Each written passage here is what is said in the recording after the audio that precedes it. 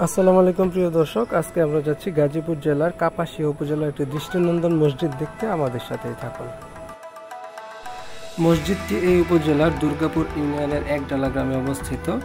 মসজিদটি নির্মাণের উদ্যোক্তা হলেন প্রধানমন্ত্রীর সাবেক উপপ্রেস সচিব জনাব আশরাফুল আলম খোকন ভাই। দৃষ্টিনন্দন এই মসজিদটি একেবারে শীতললক্ষার তীরেই অবস্থিত। আপনারা যারা গাজীপুর থেকে যেতে চান তারা দুইভাবে যেতে পারবেন। আপনারা গাজীপুর রাজবাড়ি থেকে সিএনজি যোগে সরাসরি চরসিন্দুর ব্রিজ অথবা সিএনজি যোগে সরাসরি রানীগঞ্জ যেতে পারবেন। রানীগঞ্জ থেকে 20 টাকা অটো ভাড়ায় আপনাকে নিয়ে যাবে তারাগঞ্জ বাজার। তারাগঞ্জ বাজারের একটু দক্ষিণেই এই একডালা গ্রাম।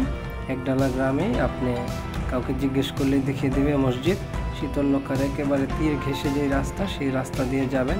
এছাড়া আপনারা পার্সোনাল পরিবহনে ভেতর দিয়ে অনেক রাস্তা আছে, বিভিন্ন রাস্তা দিয়ে যেতে পারবেন। আর যারা চরসিন্দুর ব্রিজ হয়ে যেতে চান তারা জয়দেবপুর থেকে সরাসরি চরসিন্দুর ব্রিজে চলে যাবেন। তারপর হাতের বাম দিকে যে রাস্তাটা চলে গেছে কাপাসিয়ার দিকে, সেই রাস্তা ধরে অল্প সামনেই একডালা গ্রাম। একডালা গ্রামে একেবারে শীতললক্ষার তীরে অবস্থিত। এটা রাস্তা থেকেই দেখা যায়, গাড়ি থেকে আপনি দেখতে পারবেন মসজিদটি। সেখানে নেমে যাবেন।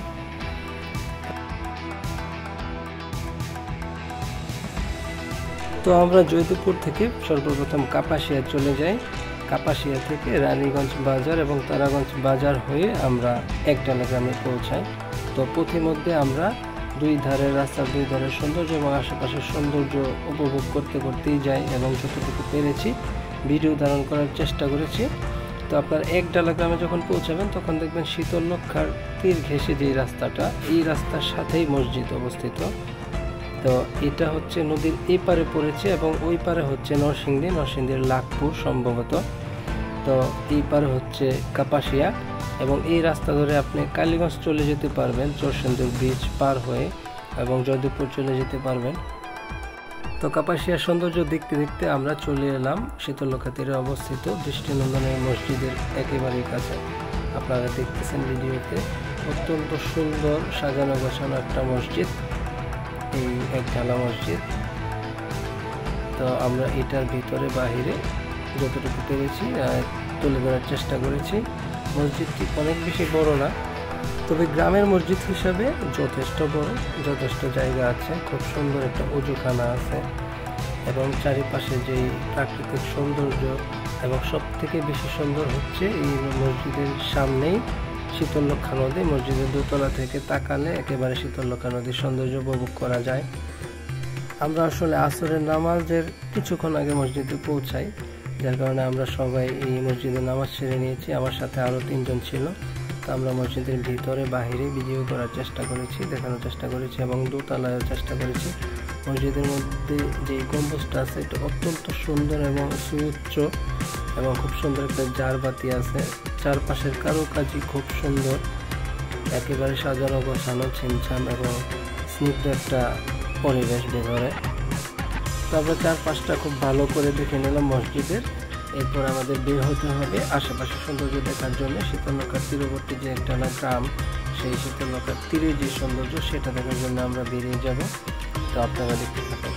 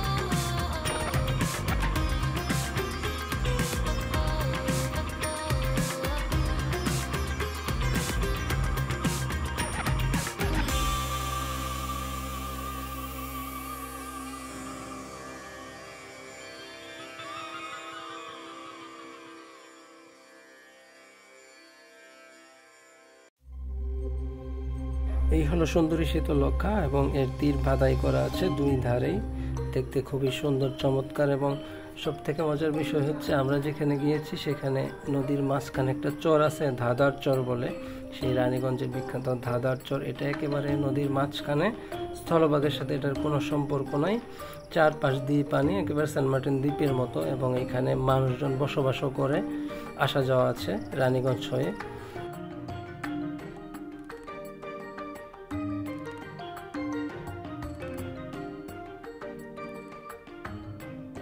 সাথে একজন সহযাত্রী বাকি ভাই এবং আরো 3 জন আছে, ওই সামনে একজন হাঁটতেছে রাফি ভাই আমার কলিগ।